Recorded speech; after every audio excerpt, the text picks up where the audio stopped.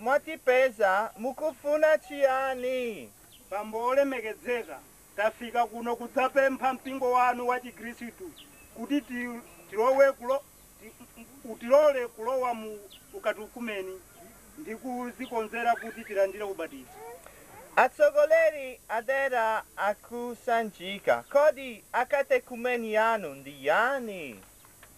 Bambo olemekezeka, awo ndi abale athu akusanjika amene Mulungu aitana kuti apulumuke polowa mu ukatukumeni ndi kukhulupirira Ambuye Yesu.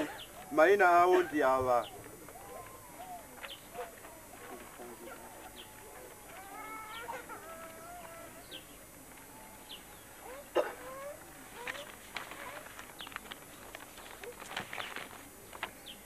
Chabwino, titokoze Mulungu ndi kuyamika chifundo chake.